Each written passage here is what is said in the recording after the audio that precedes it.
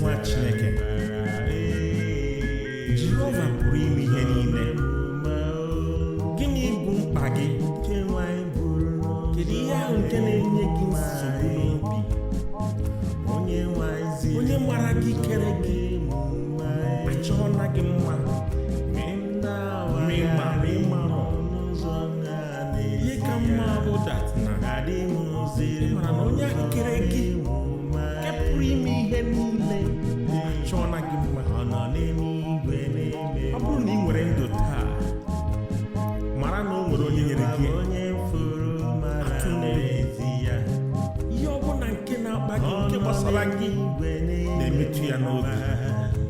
Ya mere obi gị dere duu, atụ n'egwu. O nwere onye gị na ya kwụ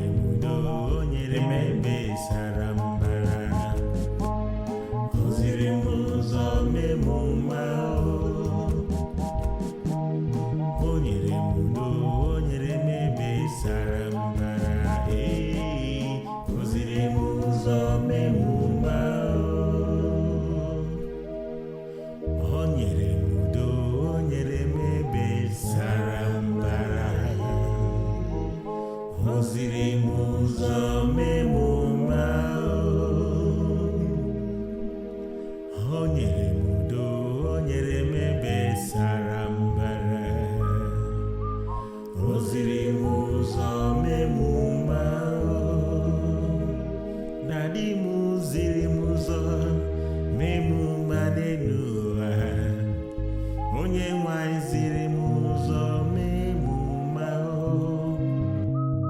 mgbe m na-awagharị n'ụzọ na-ezi ya. Dadi m ziri m ụzọ memuma,